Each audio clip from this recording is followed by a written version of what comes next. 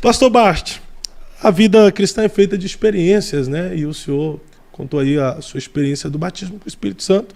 E eu estou sabendo que o senhor também tem um testemunho de quase morte. Como assim quase morte? Há 2 anos e meio atrás, um pouquinho mais, se não me engano, 2020, mais precisamente, né, em novembro. Aliás, eu faço aniversário dia 22 de novembro, e eu, naqueles dias do meu aniversário, eu fui diagnosticado com a praga mundial. E aí, isso foi bem complicado para a minha vida. Eu carrego algumas cicatrizes, por exemplo, fiz traqueostomia, tem a marca aqui, da traque que eu fiz, porque foram 22 dias entubado. Isso por conta da doença que houve nos anos anteriores. Isso. E eu peguei a doença, fiquei entubado por 29 dias. Então, nesses 29 dias de intubação, eu conheci a face da morte e o vale da sombra da morte. É mesmo, pastor? Mas 29 dias entubado? 100% na máquina. Teve gente que ficou menos e se foi, né? Muitos. Eu sou, segundo os médicos que ainda cuidam de mim, eu sou um caso raro para o mundo. Porque sobrevivi à intubação, que muitos estavam morrendo, e dentro dessa intubação eu peguei as 3 bactérias mais letais que o hospital conhecia. Está repreendido. Peguei no sangue, no pulmão, que estava completamente comprometido, estava 100% na máquina, peguei uma bactéria terrível, e na urina. As 3 ao mesmo tempo. Não havia antibiótico que desse conta disso, e eu fui por muitos dias colocado para morrer. A medicina bateu o martelo dizendo: nós não sabemos mais e não temos mais o que fazer com ele. Fui colocado à parte para morrer. E como é que foi, né? Esse período de 29 dias entubado, o senhor entrou em estado de inconsciência, teve alguma experiência sobrenatural ou não tem nenhuma lembrança? Tive muitas experiências, né? Eu até contei em outro podcast, tá no Rafael Querido Oficial. Não, faz divulgação de outro podcast aqui não. É brincadeira. Falar nisso, um beijão pro bispo Rafael Querido, alguém que eu tenho muito respeito, estima, carinho e admiração. Ó, beijão ao bispo. E eu estava sendo tratado em casa por um médico amigo. Só que aí chegou uma hora que eu não conseguia respirar mais e eu fui para o hospital. E chegando lá, eu fui para o oxigênio, tive um sentimento de melhora, né? Mas no dia seguinte eu não conseguia respirar mais. Aí chegou a hora da intubação. E aí foi um momento assim que muitos morreram no pânico, né? Eu lembro que a equipe chegou para fazer processo de intubação. E uma das fisioterapeuta da equipe, ela olhou para mim e falou assim: o senhor vai voltar para casa. E eu olhei para ela e estava bem ruim, sem conseguir respirar. Eu falei para ela: eu sei. Mas ela não entendeu, ela repetiu pela segunda vez: o senhor vai voltar para casa. Do pouco de oxigênio que eu ainda tinha, eu falei para ela: eu vou voltar para casa. Seja para minha casa transitória, seja para minha casa eterna. O meu Deus não vai me deixar no meio do caminho. E aí eu fui entubado e eu voltei 29 dias depois. Nesse tempo eu perdi muitos quilos, eu fui por muitos dias desenganado pela medicina. Inclusive, agora há pouco, foi uma enfermeira que cuidou de mim. Ela foi na nossa igreja lá em Montemor. E ela contou muitas vezes que eu fui colocado para morrer porque não tinha mais o que fazer por mim. Eu sou aquele que está além da medicina, por isso estou além, porque eu sou pai, além da medicina, porque minha casa veio de uma mulher estéril e a medicina não tem o que fazer, o Senhor fez. Fez da mulher estéril ser alegre mãe de filho e me tirou do monturo e me assentou no meio dos príncipes. Uau. Né? Como pastor. Perfeito. Príncipe de Deus. E foi naquele tempo de muito caos. Quando o pessoal, eu brinco, né, que eu sempre li aquele versículo: ainda que eu andasse pelo vale da sombra da morte, era muito teórico. eu conheci o Vale da Sombra da Morte, literalmente. O senhor andou lá, né? Andei lá. Mas eu também tive visões espirituais abertas com relação a isso. Nesse período, o senhor teve a visão aberta e o senhor lembra? Eu tive, primeiramente, uma batalha espiritual muito grande com espíritos caídos, anjos caídos. Como é que foi? Eu via um sacrifício pesado acontecendo, um satanismo muito pesado pela minha vida. Era como se ele estivesse pagando para que... e havia sacrifício para que eu morresse. Mas a igreja e muitas pessoas queridas estavam orando pela minha vida, meus filhos, minha esposa, a igreja inteira, nossos bispos, nossos pastores, e tinha um relógio de oração, 24 horas de oração pela minha vida, sem interromper um segundo. E a morte veio a mim, e ela me encarava por muitos dias, e nesse sacrifício, que foi um dia muito difícil, eu ouvi uma frase muito forte, quando o anjo chegou para mim e disse: você foi considerado digno de morte, e você vai morrer, e os seus órgãos vão ser levados para o mercado negro da China. Era essa voz que eu ouvia, né? Eu contando tudo como um sonho. Mas esses seres, a morte, o anjo que o senhor disse, eles apareciam de forma visível, perceptível, ou era apenas uma sensação? Sensação de morte, sensação de anjo. Não. Era seres mesmo, era seres perceptível. Vivos, perceptível. Tem uma noção como é que seria a morte? Por exemplo, a morte, ela vinha para mim, ela vinha desfigurada, mas ela tinha a face de um chinês, né? Eu acredito também que estava muito bombardeado isso, né? Mas eu creio que não foi nada assim por coincidência, tem toda uma espiritualidade por trás disso. Sim. Foi tão forte isso que todas as experiências que eu tive ruins, e foram vários dias, eu não consigo mensurar tempo, porque eu estava em coma absoluto, mas era algo muito extenso. A morte vinha para mim todos os dias na face de um chinês, e depois vinha um demônio para mim desfigurado, com um corpo humano, mas totalmente desfigurado, e ele disse para mim, por 3 vezes, você vai morrer. E as 3 vezes, uma voz que eu não via a pessoa, só ouvia a voz, mas eu reconhecia a voz, porque era igual a voz que disse: você vai ser pai, o seu filho será chamado Jonas. A mesma voz disse: ele não pode morrer. A mesma voz, nesse período de trevas, de apresentação de seres espirituais, o senhor reconheceu? Eu reconheci essa voz. Essa doce voz foi muito forte, porque teve 3 sacrifícios. É impressionante que eu tive 3 bactérias e teve 3 sacrifícios. 3 bactérias e 3 sacrifícios. 3 sacrifícios. E as 3 vezes eu vi a voz dizer: não pode morrer, porque um povo sacrificou. E algumas pessoas entenderam que estava falando de sacrifício de redenção. Não tem nada a ver. Era um povo que estava sacrificando tempo em oração, jejum, pela minha vida. Era um sacrifício de oração, de entrega. Perfeito, perfeito. E aí, nesse período aí, além dessa experiência, o senhor teve mais alguma experiência? Eu tive muitas experiências que foram assim... Conta a mais marcante assim para o senhor. Negativa ou positiva? Positiva. É que geralmente as pessoas que são... Eu vou usar a expressão que as pessoas usavam antigamente, né? Pessoas que eram arrebatadas em espírito, geralmente eles vinham com uma mensagem. Porque eu, particularmente, pastor Bart, eu não acredito que Deus vai te mostrar coisas semelhantes a esta e vai te permitir ter vida sem uma mensagem para entregar. Uhum. E eu também não acredito que o senhor está tendo essa oportunidade depois das experiências de quase morte que o senhor teve, as experiências que o senhor teve com espíritos, com anjos, com Deus, e não ter nenhuma mensagem para o mundo hoje em dia.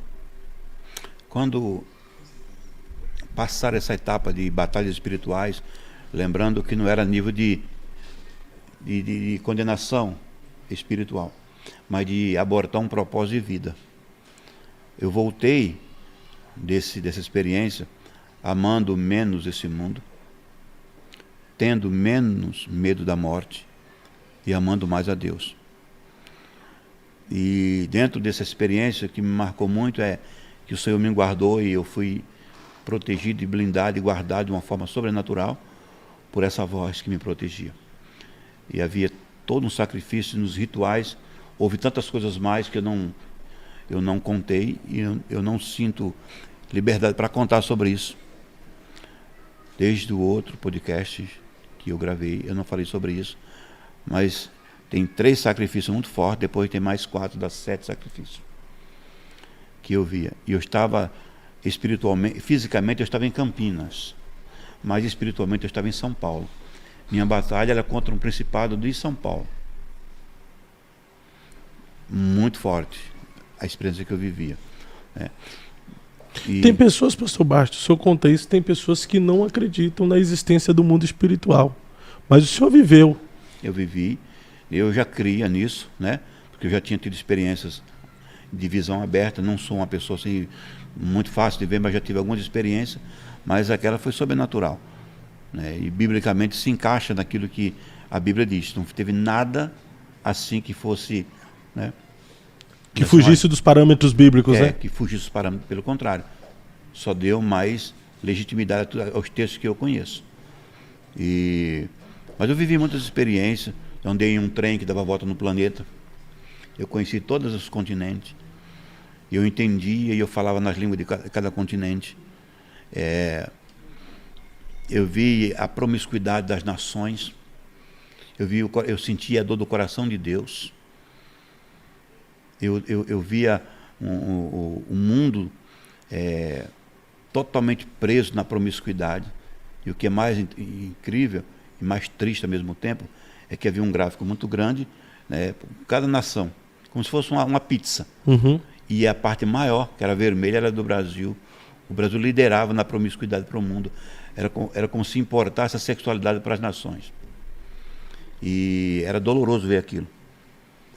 Eu não vi explicitamente, mas era assim, ver meninas se vendendo, tinha uns selos, algumas coisas que eu não tenho, algumas coisas que eu vi, eu procuro no vocabulário uma palavra para descrever, mas não tem.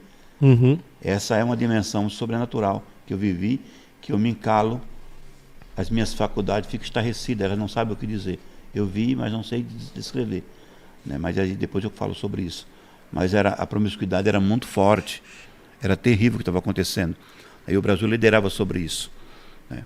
E eu estava nessa maca, dentro de um trem que girava, e ele fazia a volta, eu sabia quando dava o tempo exato, que fechava essa volta no mundo.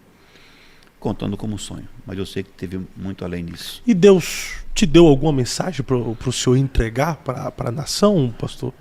Uma das coisas que eu ouvi o Senhor falar comigo, porque aconteceu depois de toda essa batalha, eu ouvi uma voz dizer, vamos? E quando eu escuto essa voz, eu tive a sensação que a maca começou a tremer, e ela sai e eu entro dentro de um redemoinho gigante, numa amplitude indescritível. E aquele girava e era belo, ao mesmo tempo, lindo, colorido, de cores maravilhosas, aquilo ia girando, girando. E aí, dentro dessa experiência, eu ouvi a voz pela segunda vez. Essa não é a minha dimensão ainda. Nisso, eu entrava em um nível sobrenatural. Tudo era indescritível. E aí eu lembro que aquela mesma voz falava comigo. Como que é essa voz? É como se fosse a melhor acústica jamais ouvida antes. Me cercava por todos os lados. Uma voz que me envolvia. Para mim foi a voz que Abraão ouviu, que ele fez alargar tudo e sair, seguindo essa doce voz, essa voz poderosa. Mas uma voz doce, mas uma voz que arrebata o coração. E eu me lembro que eu chegava nesse ambiente de glória e ele dizia, eu sou o eterno Criador. E quem está em mim também cria. Ele dizia para mim, mentaliza e verbaliza.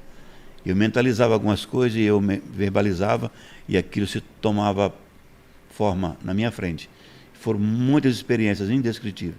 De tal forma que quando eu voltei da intubação, eu chorei por uma semana. Inconsolavelmente. Eu queria qualquer coisa, um infarto, um AVC, qualquer coisa, que me levasse de volta. Uau. Para ouvir aquela voz. Só por ouvir aquela voz. Ela me supria.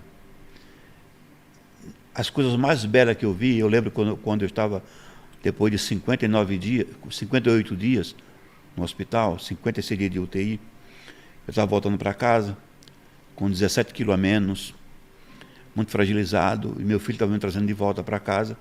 Eu tenho até vídeos aqui, quando eu estava voltando do hospital. Está passando aí algumas imagens do pastor? Tô saindo do hospital. Está passando, né, algumas imagens aí, ó. O pessoal está passando então, lá na... E eu olhei assim, o céu estava lindo, não vi o céu há 2 meses.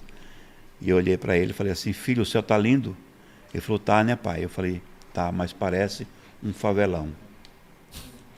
Se comparado ao lugar que eu vi. Meu Deus. O que eu vi, o que eu vivi, eu fico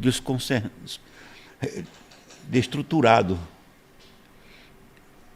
Alguém ainda mexe comigo, eu ainda quero. Parece que você se torna egoísta.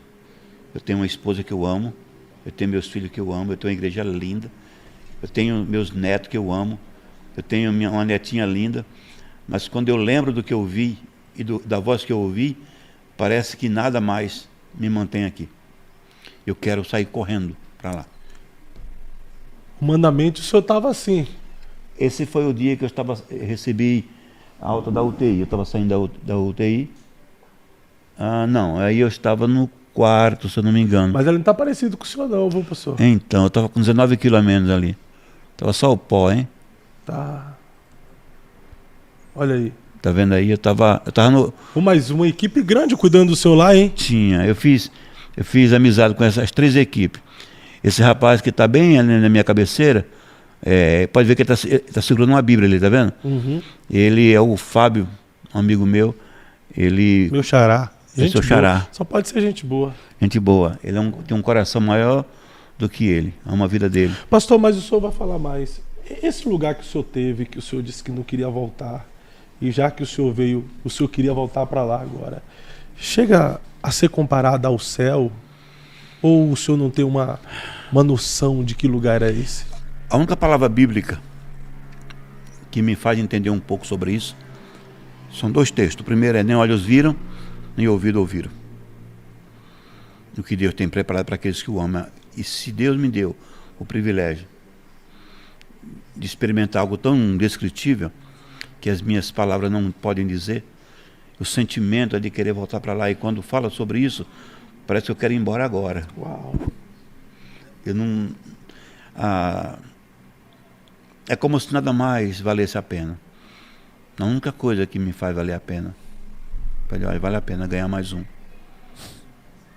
É parar mais um divórcio, é parar mais um aborto, é parar mais um suicídio, é parar mais um homicídio, é levar mais uma pessoa para Cristo. É a única razão que me dá sentido estar aqui. Fora disso, nada mais me satisfaz. É um desejo assim, me bate saudade, minha voz muda e eu quero ir embora. E Paulo diz assim: eu vi e ouvi coisas inefáveis. E quem sou eu para falar nesse nível do apóstolo Paulo, né? Mas Deus não me deu em nenhum momento a possibilidade de eu escolher ficar. E o bispo e várias pessoas estavam orando para isso. Não dá trégua para ele, porque eu sempre amei o céu, sempre fui um homem apaixonado por Jesus, mas eu me reapaixonei pelo Senhor, pelaquela voz que me envolvia, pelaquele ambiente sobrenatural.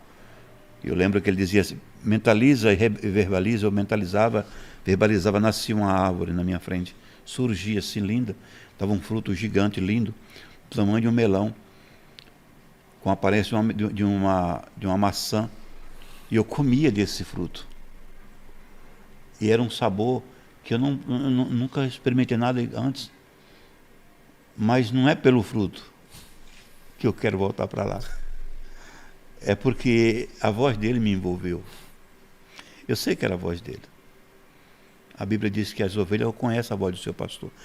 Nunca mudou essa voz, desde o primeiro dia, há 32 anos atrás, até esse tempo. Foram dias sobrenaturais, né? E quando eu estava nessa maca, eu estava sentado em um colo, deitado em um colo. Eu conto como sonho. E eu pensava por todo o tempo que era o colo da minha esposa. Porque em toda experiência que eu fui, minha esposa esteve comigo. Exceto nas batalhas de sacrifício, eu estava só. E houve um tempo de pavor lá, porque parecia que eu estava sozinho. Mas eu nunca estive só. Mas quando eu entro nesse nível de sobrenatural, a minha esposa foi tão presente que eu entendi que eu estava no colo dela, sentado. Mas depois eu sentia frio nessa experiência, e eu sentia outra perna do meu lado, minha perna ficava cobrindo minha esposa. Eu descobri que não era ela. Eu estava no colo do Senhor. Glória a Deus. E para mim foi algo sobrenatural, pastor, porque eu não sei por que ele me levou a isso. Com essa experiência tão gloriosa que o senhor teve, talvez de nós dois aqui, o senhor possa melhor dizer o que é o céu do que eu. O que é o céu para o senhor? O céu é a completude de tudo que o homem possa imaginar. Naquilo que eu experimentei, eu estava suprido, eu estava completo, eu estava sem nenhuma necessidade. Ele me fazia me sentir pleno, realizado. Não havia necessidade nenhuma, nem de comer do fruto que eu comi. A voz dele me supria, a presença dele que me envolvia, eu sem conseguir. Agora eu fico pensando aqui, pastor, imagina quando nós contemplarmos a sua face, porque o que eu vi em parte. É forte. Eu vi em parte. Eu sei que aí foi uma fagulha daquilo que o Senhor tem gerado para a gente, para todo aquele que crê. O céu não é fictício, não é uma história. Isso é uma realidade. Deus é real. Não é utopia, é real. Não é utopia, é real. Assim como o inferno também é real. Perfeito, pastor Bart. Pastor Bart, se hoje Deus te desse a oportunidade de entregar uma mensagem ao mundo, a humanidade toda está para te ouvir, qual seria a sua mensagem para a humanidade?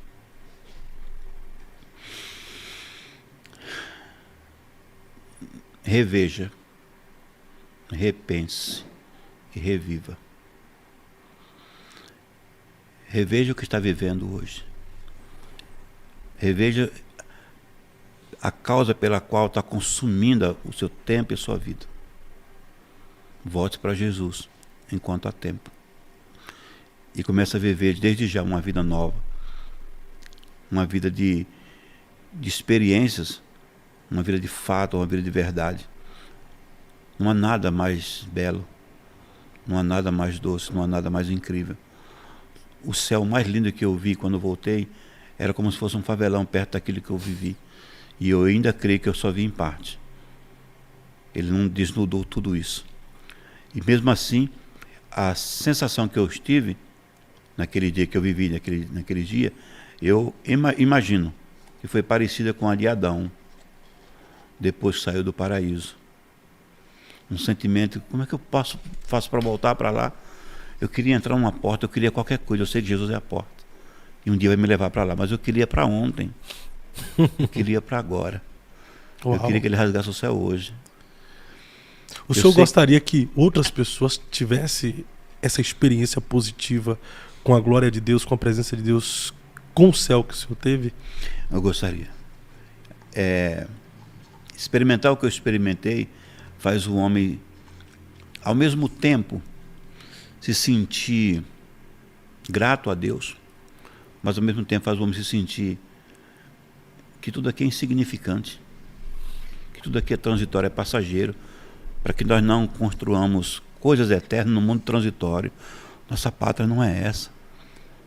E eu voltei tão apaixonado que a moça que veio cuidar de mim, a jovem mulher, estava separando o esposo, a doutora Daniela, ela veio cuidar de mim, eu ganhei ela para Jesus, inclusive ela está para ganhar bebê também agora, né, de uma menina chamada Aurora também. Glória a Deus. De uma família reconstruída, restaurada. E ela tinha muitos traumas com a religião. E eu falei para ela, você precisa conhecer o reino eterno, o reino que nem olhos viram, nem ouvido ouviram. Que você possa experimentar isso, que o mundo possa sair da religião que está distante e olhar para esse Deus que se fez homem, que abre mão de sua glória, que se despiu da sua glória para assumir a forma de servo, para descer a um lugar mais profundo, para alcançar alguém como eu, mais improvável de todos os homens. Eu estou com o Senhor há 32 anos, eu tenho uma história, eu tenho uma vida com o Senhor, E eu olho para mim, eu ainda me sinto mais indigno de todos os homens.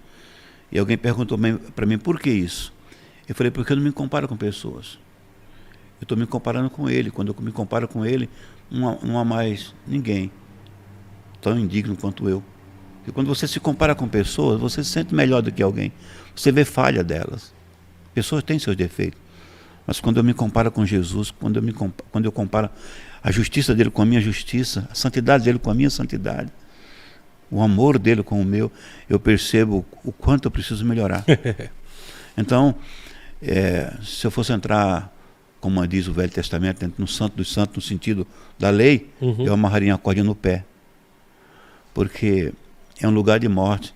E eu descobri uma coisa, pastor. No Santo dos Santos, a gente ainda morre. Morre. É um lugar de morte. É um lugar que a gente morre para nós mesmos. E vive totalmente para ele. Totalmente, né? para ele. E viver totalmente para ele é bom. É inigualável, é incomparável a qualquer outra coisa que se possa falar.